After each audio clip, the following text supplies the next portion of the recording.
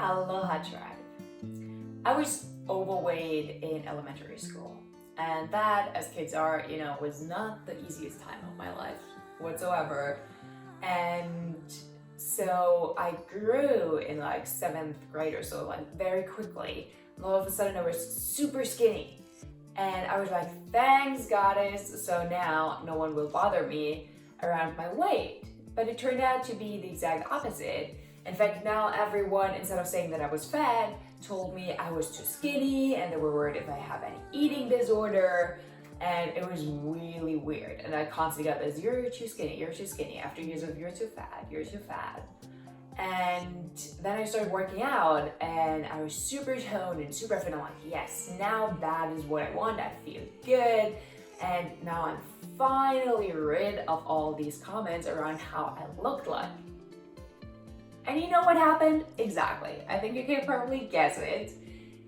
The exact opposite. Again, people were telling me that's not feminine enough with having so many muscles. Like, that doesn't look good. Again. And by that point, even though it was hurting and it was a struggle for sure, however, by that point, I was just like, you know what? I've seen it all now. Pretty much a whole spectrum, being too fat, being too skinny, being too trained and toned whatsoever. I don't care anymore.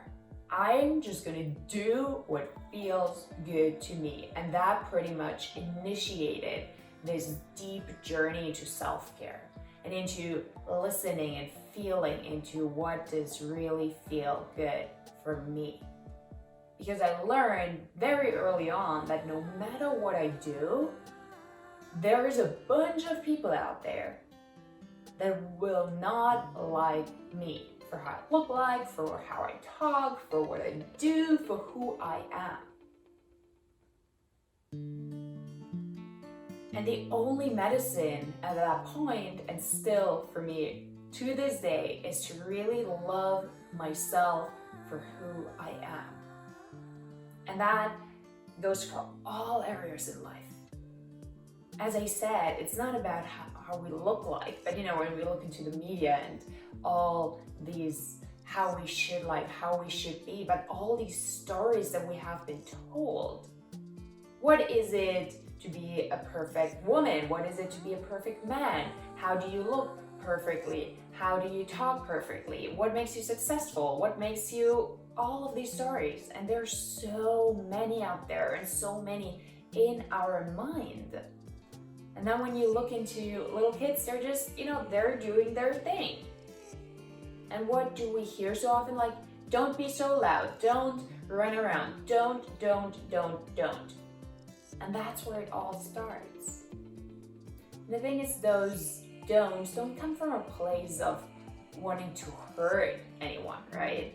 Parents and authority figures are just doing the best that they can. They pass on what they learned. And those stories of who we are supposed to be have been there for so long. And we're living in a time right now where we can do pretty much any and everything. We're so free. Older generations didn't have this freedom. They were fighting for that. And there's still people out there that don't have this freedom because of political situations or whatever it may be. However, I just wanted to share this little story, and I've shared it a couple of times, but I wanted to honor it and give it all the space here in this video to just make you understand that no matter what you do, and it's not about just looks, it doesn't matter, same with your voice or your job or just who you are, whatever it is, there will always be someone that will not like that will disagree with you, that will tell you that you are not good enough, that you need to change. And I'm sure you've experienced that as well, where you were doing then the exact same thing, and all of a sudden, sometimes even the same people that told you to do that will tell you that's not right, how are you doing it, or you shouldn't do it. And all that really stays is you. and the person that you spend your entire life, every moment, every second, every conversation, every time and space that you have in this lifetime is you. So you need to feel good, and there is no need for approval of anyone around you. And the psychology behind wanting to feel approved and loved by others is that we have this conditioning in our belief, like that's how we're born with. We are beings that want to be connected. We live in tribes. We need connection. We know that when little babies don't get attention, don't get love, that they die. They can have food and all the things to kind of survive. If they don't get love and connection, human touch, they're not doing well. And that's not just because they're a baby, that's because they're a human being. And we still need that connection. And I think one of the many blessings that this interesting year of 2020 brought us is to remind us of how important human interaction and connection truly is. And that we can be with ourselves, and that it matters most what we truly feel about ourselves. Because many of us have this time now to just be on our own and feel into that. And I know many people struggle with that. They're not used to be alone. They're not used to just sit with their own thoughts and everything that's going on here. And there was no excuse or no distraction to just distract ourselves from ourselves. And that's a beautiful thing, because we need to become aware of that in order to truly love ourselves unconditionally.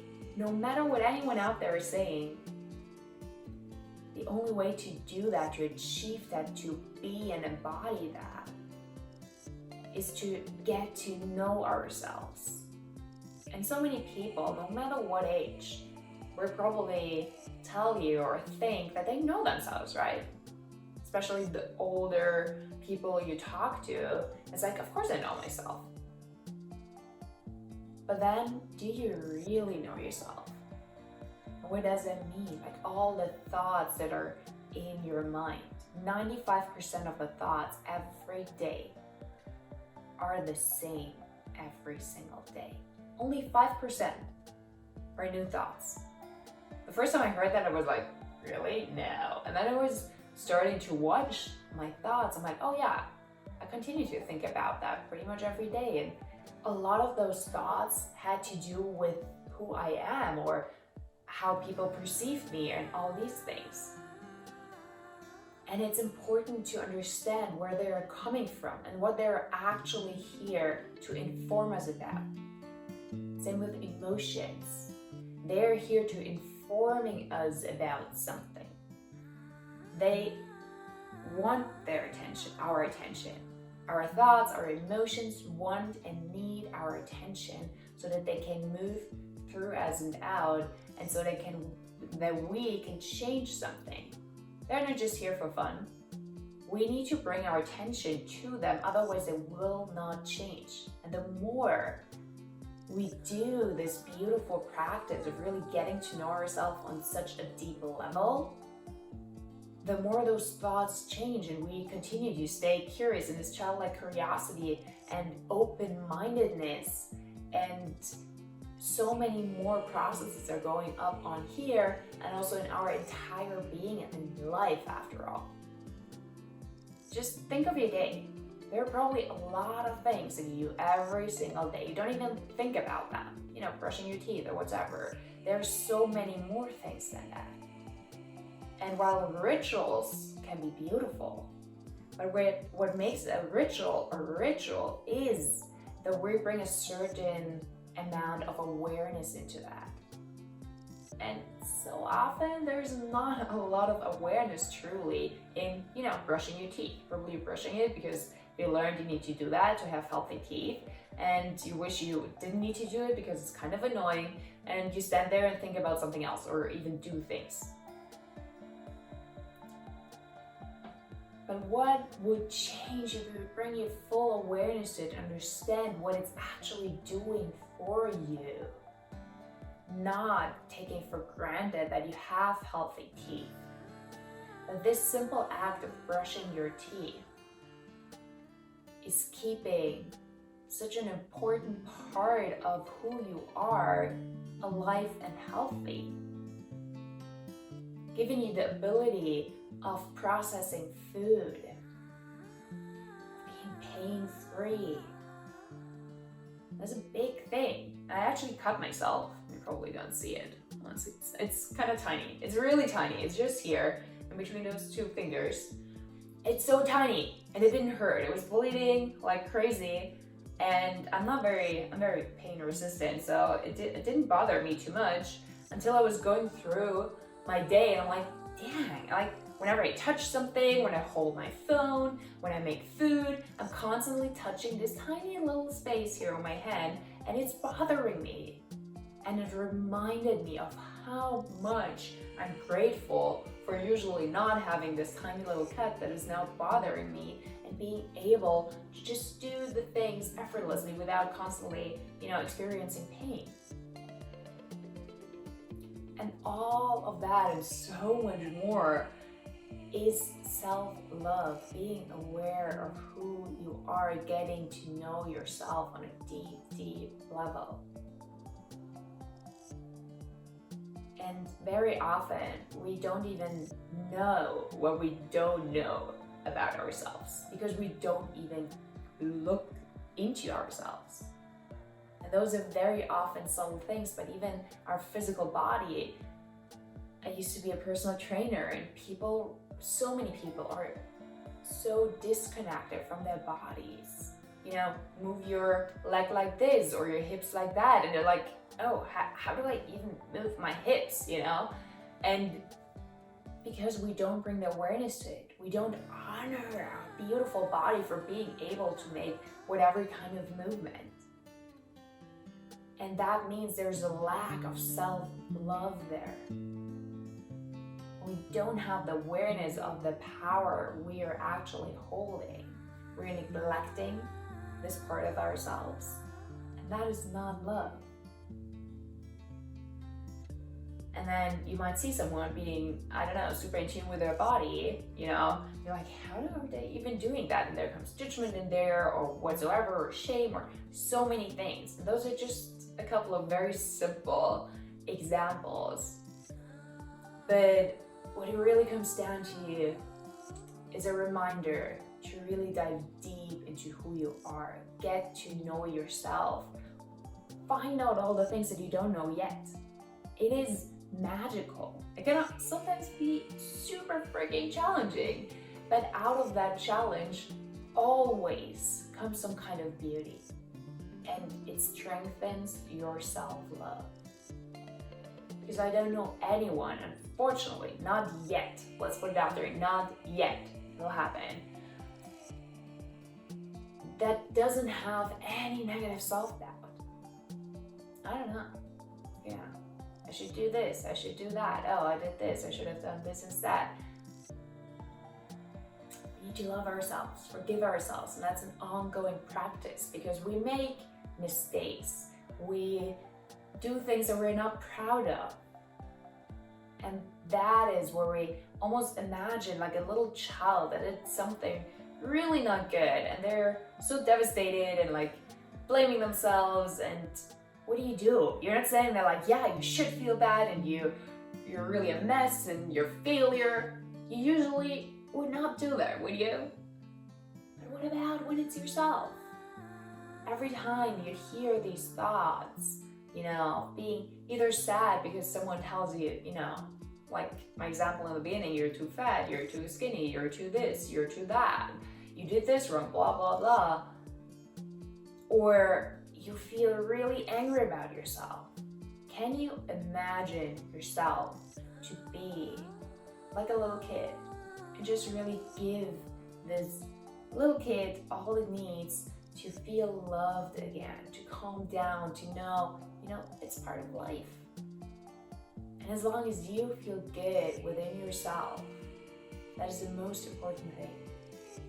Because again, you are the only one single person that is with you your entire life long, every single second, every single moment. So, don't you want to be in good company? I certainly want to. And it's a process. So I invite you to start this process or to dive deeper into this process and really stay open-minded in this childlike, playful, curious way of exploring what's in there. And there's so many tools out there, and I share as much as I can. I really wanted to create this space to share how this whole self-care journey started for me and how many aspects in life it's actually impacting when there is a certain lack of self-love. And with everything going on in the world, it always comes back to us. Can we show up for ourselves? Because if we can, we cannot show up for anyone or anything out there. And now, in a time where we truly want to change things in the world, where we truly want to show up in the world, we need to be able to show up for ourselves and change whatever we want to change there. Then we can go out there as a much more powerful, potent force to make change happen. Thank you for listening. Thank you for being here. I'm sending you so much love, so much love. It's also beautiful to receive love from other people. And we'll receive and feel the love from others in such a more profound way when we already know how it feels to love ourselves.